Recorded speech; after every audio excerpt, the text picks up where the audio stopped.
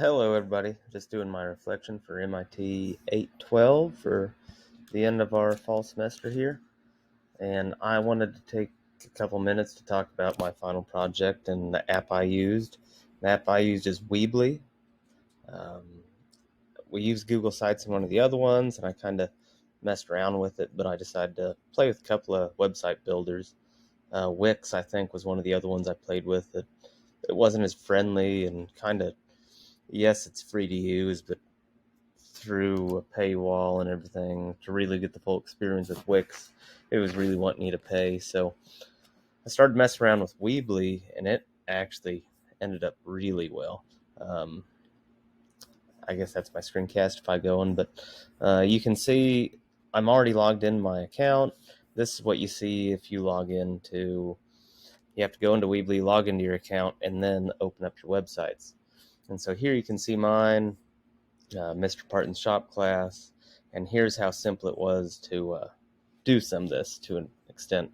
You can change your background just right here with the click of a button. Over here on the side, you have your toolbars that provide everything, and some of these are even new since the last time I looked at Weebly. I've never actually made anything with it, but I have this. Here was my tech fair thing, and so this is something I think I could have done better, is I just haven't messed around with enough formats to figure out the best way to show all my pictures, because I tried to show a picture gallery just on the home page and it wasn't working. But if I did a blog style and I typed a little something and posted all my pictures, you could see everything. So yeah, here's a couple of pictures from my our tech fair, which is a show out at Fort Hays Coliseum every spring, where all the schools across Kansas can come compete and show off their projects. This trailer was actually one that won us this Ed Davis Award, which goes to the best project in the state for that year, as voted on by the class or the teachers at Fort Hays. So that's Weebly. You can come up here and you can see all these tools that you can use, and you can add titles, text, and images, and it's just that easy. If I wanted to add text into here, I could.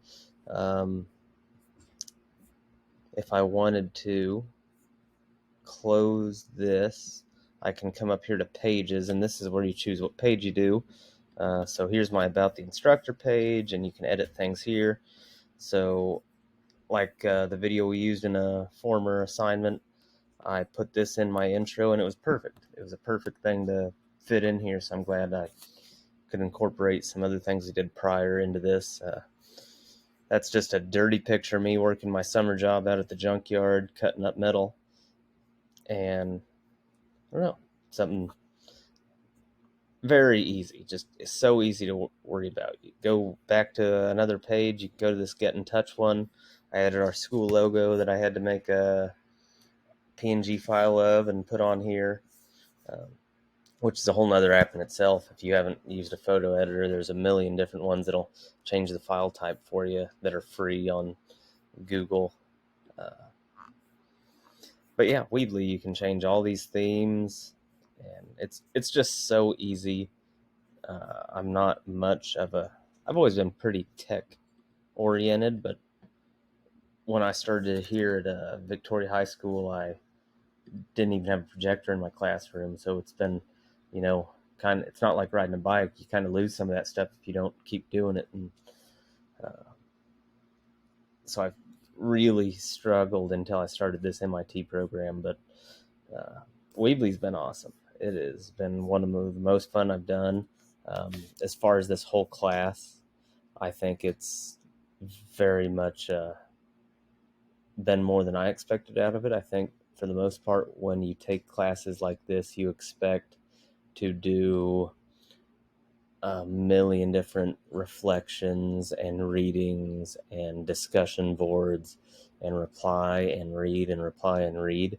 I loved how this class we actually had to go out and find tools and use tools, and all of those things we can use in our classroom.